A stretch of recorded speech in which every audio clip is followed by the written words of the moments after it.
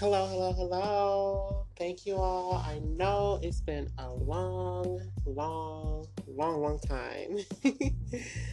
I have been busting my tail. I have been grinding. I have been keeping my head right where it needs to be at to make my next steps much more prominent. And so I have been really busy, and I hope you all can forgive me that I haven't recorded in quite a while.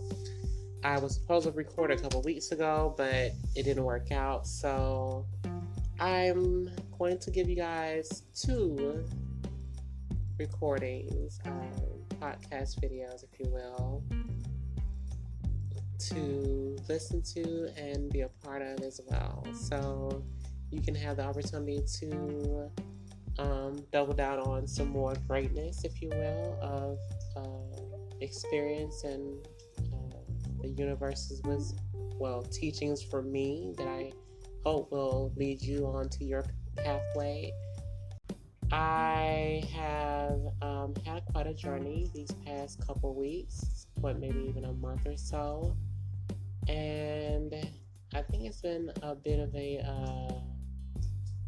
standing and purpose. So I'm striving, and it's part of the process of growing and maturing and just getting where we're supposed to go. And I believe that's for everyone. And every now and again, we get off track with other things, and things have to be done a certain type of way. So we'll just work it out the way we can, and keep striving for the best. And the last recording podcast we were on a topic of the premise of loving yourself and being who you are, being true to who you are. And a good question would probably be, how do we know who we are, or how do you get there, or how do you know who you are?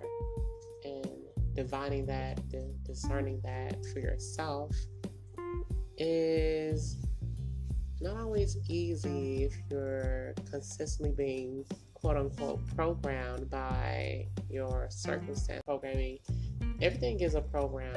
The universe is in itself a holographic formulation of intelligences brought on by the creator who is divining the world to be in existence.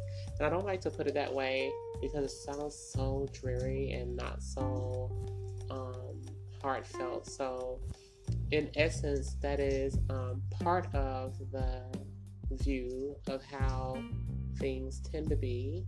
But if you honestly consider the altruistic view, it is out of love that we were made and that we're here for. And anyone can say anything different, that's their perspective, but I've always chosen and known to believe that the creator is in love with his creation, or her creation, however you like it. And that's what permeates through to me whenever I engage with the creator on anything. And that's what I believe should be relevant to our existence and how we engage with each other and the world around us, and how we do our due diligence and live our best life. And in any given capacity, we can, look at it in the best way, and some people may look at it in the worst way. And your outlook tends to be the way you feel and act and think and do things. So I'm on the up end. I try to keep that on the up end as best I can and get things in the right perspective and order. And I hope you do the same thing. So how do we get to where we want to be at in our world of tumultuous energies and just incapacitative frequencies that passes by every single day, that we just wish we didn't have to deal with, and sometimes you just have to deal with because it's just part of the day, and you just want to go on about your way and not have to deal with those other things that seem to be so just so bothersome and not what you want to deal with on a regular basis. And looking at ourselves and what we need to do next for ourselves is much more important than dwelling on the boo-hoos and the ha-has or whatever you want to call it. So let's get into, the path of perfecting oneself. And that takes time, that takes effort and diligence, and we're getting on that pathway for most of us because we're not giving up. And cheers to that, because giving up is the worst thing we could do. With that being said, the pathway to oneself, and how do we know who we truly are and what's not us and what is us. So I've made mention before, I believe in my first or second podcast, I classify myself as transgender. And for me, that has been the most interesting, experience of, realizing who you are and having to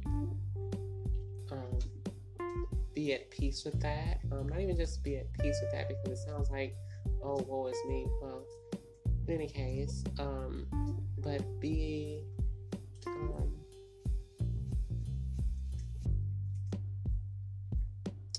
in line with that, being in line with who you are, because labels aren't everything, and labels don't mean that the world can understand everything the way that it should be, but at least it gives a good denotation of how they can understand certain things. And in my journey, I had a lot of different experiences, and I've always been taught, you can't always cry about your concerns, but you always have to look for the best in other things, hope for the best in other things, and look to the light that brings out the best in everything. And we always do our best to make sure we're doing that. And I guess in those tumultuous times of my life, I had to really dig deep to keep seeing the best in things and hoping the best in other things. As I learned one way of living and thought that was the only way that I could be, and thought that was, all there was. And, I just didn't really understand exactly how I could be anything else when there was nothing else out there for me to know it was anything else. We didn't really watch TV. I mean, we had TV shows because we had a TV, but cable wasn't always a staple. But it wasn't no sad story. I'm not trying to. But even so, our mom always made us go outside, because when she came home and her stories are on, guess who's going to be out of the room?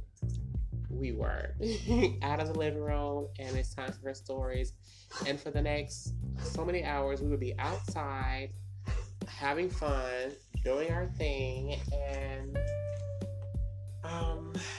enjoying the outdoors. And you weren't always allowed to be inside the house, especially if you stay with the old school. You weren't going inside the house. I never knew about RuPaul until I got I guess I might have seen her, but I didn't really get what was going on, because I guess I was maybe oblivious, and no one really kind of commented, or if they did, I didn't catch it, or it didn't really matter to me. But I didn't know that there was anything other than what I was being raised to be. And so coming up with the millennial generation, you go to school and people learn other things than what you learn, and so you pick up on things. And I learned what being gay was. I didn't know that that was, a terminology until other people pointed it out. I didn't know what, faggot was, and these different, malicious things that I would hear from occasion had baffled me because, I just knew I had feelings. Well, yeah, I just knew I had feelings, and I hadn't even gotten the opportunity to decipher them for myself that they were more intimate towards certain people at certain different points in my life. And out of the blue, someone was telling me that even if I don't even know if I noticed it, but having those kind of feelings were bad. I wasn't raised to believe they were bad. I was just unaware that people were in that boat, in that mindset, that stigma. And at some point I began hating that, perspective of, not even their perspective, but just the people that were already in their skin, who were much more prominent back then when I was coming up in their skin, and it was very clear to people that that's what that is. And who knows, maybe those kids' moms had pointed it out, maybe those kids' dad, I have no idea, but those kids would make fun of the people who were a bit more feminine or out of character to them. And I don't think it was quite fair, but we were growing up in a time whereas the whole acceptance was not at the pivotal point that we have in 2020. So I don't like to get too far into it because we all are pretty much aware of those particular times as you grew up. And I guess I kind of just stuck that stuff into a box and shoved it away. And I used to get made fun of because my voice was very high. I got made fun of because I listened to white people's music, as they would call it, because I wasn't listening to rap, R&B, hip hop. I was complete Oreo, and it was very out of character. And the only people I listened to back then were like Brandy. I did like Monica. I didn't. But I got Brandy's album when I was at a very young age, and I was like, oh my god, I love her. I had the experience in the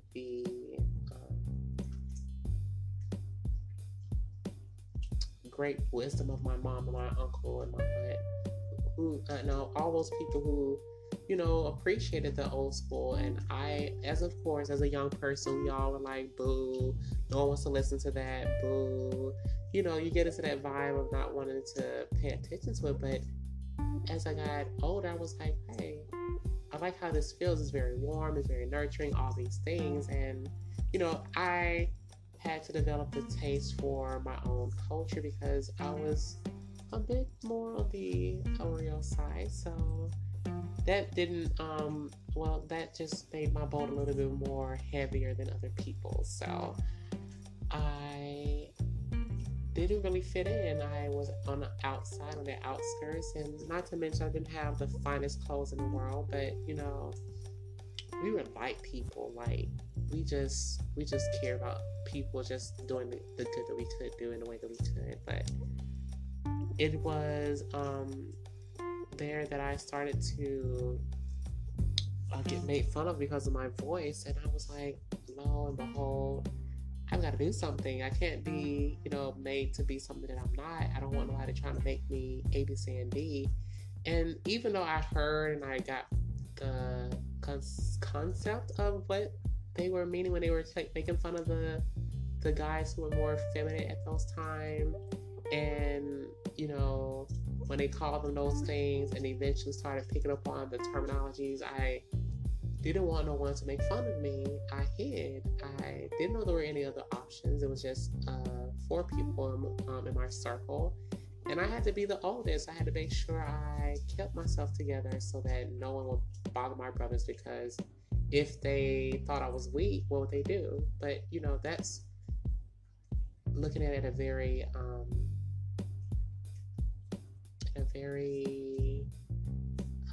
analytical way. I guess I just kind of knew intuitively, like, if I don't want to get beat up, don't do this. If I don't want to have these problems, don't do this. And eventually I created this person that existed because of fear and, the resentment of other people that I didn't want to experience. And I knew then that I had to make sure I was a lot better than them in that particular instance, because I thought it was wrong.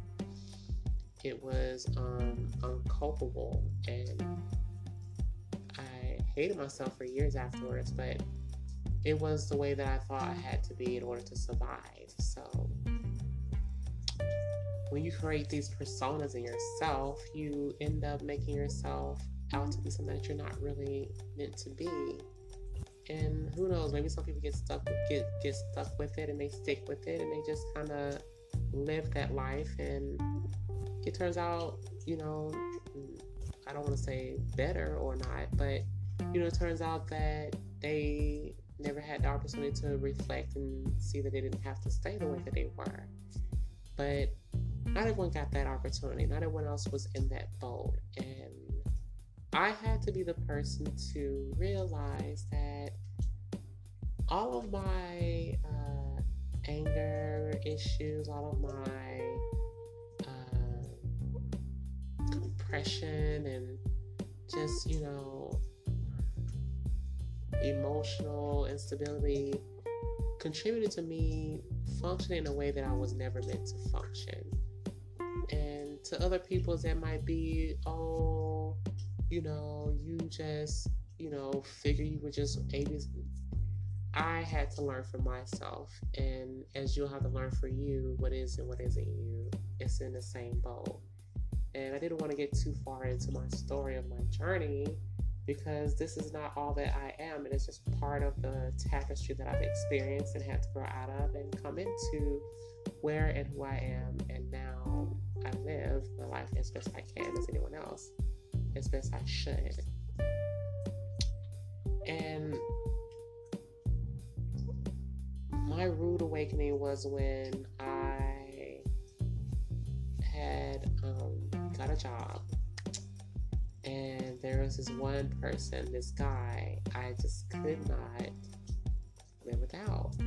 And I thought it was me being ignorant. And, if you ever had to read any of the Bible, it can scare the living dickens out of you if you're on the opposite side of the fence. Hint, hint. And I don't put people's religion down, so I'm only... For the people that know how that feels, they understand where that comes from. But you have to be very capable of discerning, what your values are and who you are. And I didn't have that yet. I just knew that I wanted to be a good person. I wanted to do good things. And I was always trying to care for other people. And I needed to care for myself. And at some point, I had become very religious, spiritual, and thought that God would punish me for my being different and all these different things. And it just made me not admit to the circumstance I was living in. And I came to a point of realizing that I'm in a place I should not be. And I don't know, I had a spiritual experience that just changed my entire life. It just opened my heart, and that blockage that was there, it was like stone. It was like hard. Just, I don't know how people could live like that for the rest of their entire existence, but like someone took mud and just stopped you up right in the middle of your heart, and you couldn't feel the growth that's supposed to be there. And God must have, I mean, the Creator just took the care and diligence that I never understood was possible, and woke me up. And the mud wall that was there crumbled, and the hardness that was there began to just dissipate, and I started becoming more in tune with myself, more in line with who I was, and more okay, because I had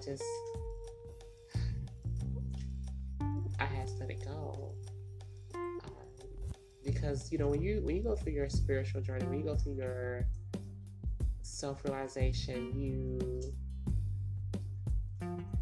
in an epiphany sort of way, start to realize, hey, this is messed up. I need to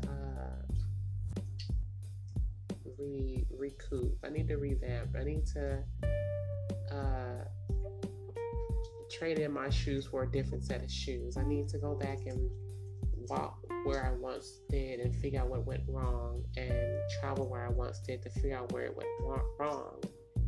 And as I did, I started to realize I was unwinding those things I put on myself. I unwound those things that bound me and tied me down. And as much struggle as I went through,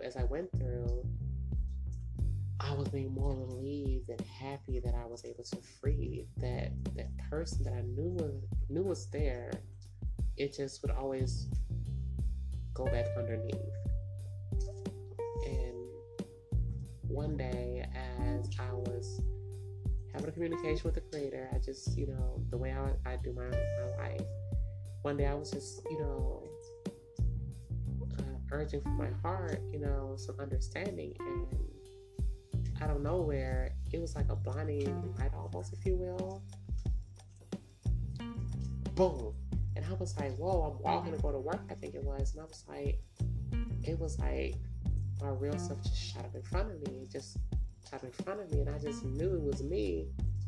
And I was in denial, because you don't want to stand out. You don't want to be in front of the crowd and be the ass of everyone's joke. You don't want to be the person they point at, and you don't want to be the person that they look at and say, oh, who, no, da da da da da da da. And it was the first time I really saw me, and it quite honestly scared the living crap out of me. I didn't know what to think. I didn't know what to do. I didn't know how to feel. I knew I was not finna be caught being something I shouldn't, quote unquote, shouldn't be. And I was in denial even after, I was in denial for a while. And when you release your real, when you release your restraint, or not even just that, how do I put this? When you relieve yourself of the burden you once had, and the blockage is gone, it's that same, what does it say? You can't put the genie back in the bottle. I could not put the genie back in the bottle. I could not put it back. I was trying my best to shove this BI back into her container. I was not gonna let her be. I did not want that to be for nothing in this world. I just I cried, I screamed, I beat myself. I was not gonna be the thing that I did not want to be made fun of, and I just couldn't let it be. I just couldn't let it be. And no matter what I would try to do, I couldn't shy away from, I couldn't shut it out. I couldn't shy away from the radiance that came out to be vibrant and just who I was and who I am. And I had to learn to, I don't want to say cope, but get over that past, that fear that denial of myself. The next thing I know, I find myself getting more comfortable, getting more confident and courageous. Or it wasn't even just that, but getting more confident to get to the point where I could be able to say I'm courageous, but getting more confident to say, hey, this is me. I'm not going nowhere else. I'm not gonna back down. I'm not gonna believe anything else somebody else tells me. I'm not gonna exist in any other kind of capacity. I am me. I'm going to claim it, and I'm going to remain in it. And it took some years. It took some tumultuous effort to accept and be and demand of everyone, not just myself, but everyone, to see me and not to distinguish me, as in like distinguishify. Okay, right. And to distinguish, I mean, you can distinguish me if it's all for the better of who I truly was, but not to distinguish me. I didn't want to be extinguished, or I said distinguish. I'm sorry, extinguish me. Extinguish me for who I am. And I lost a lot of friends throughout the way.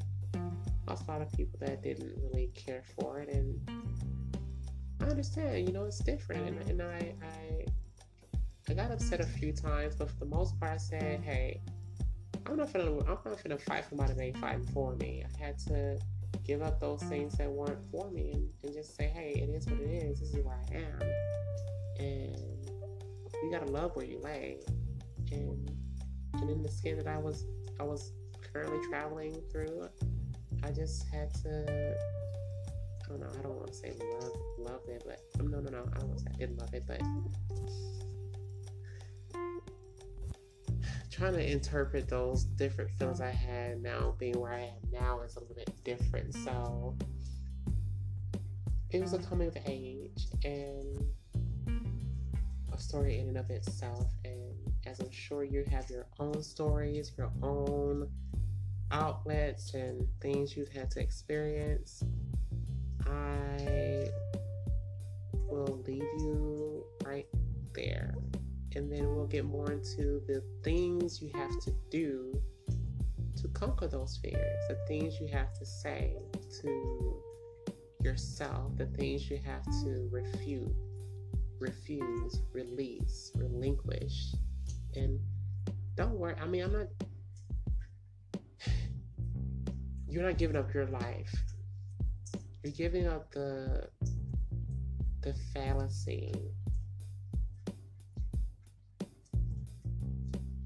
You're giving up the illusion that's been there for so many years, so many weeks, or days, I don't know, but for so many years, and you're giving yourself the best blessing, the opportunity to breathe, the opportunity to be and exist confidently as you are. And there's no greater reward than to be you, to be yourself, and to be true to yourself. It's not to be afraid of being that. At one point, I was so bold, I would fight you. I would beat your boop boop boop. I will tell your story, and it will be on the next episode. So you have to stay tuned for that one. So I will share that story with you because it was quite interesting for me and a lot of other people. And I congratulate I think I just want to congratulate myself. I feel just so good about the confidence, the capacity to just say, hey, F it, I'm just gonna be it. I'm just gonna be me. I'm just gonna do me. I'm just gonna feel me. Like, hey, you can't tell me nothing. You can't tell me nothing. You hear me? Nothing. I'm me. And that's all I have to be. That's all you have to be. That's all you have to be.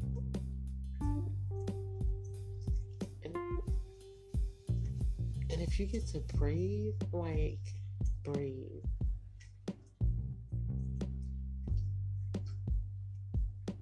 Breathe the same. You never breathe the same.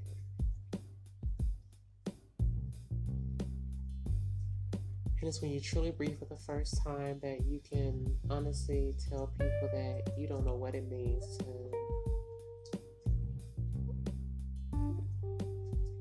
have that fresh breath of air, or just to say I am, because you are. So I will get back to you on the next segment, not next segment where we do announcements, but the next episode, and I will see you on the next couple minutes or so, maybe an hour or two, somewhere around there. But I'll catch you guys on the next round. Bye.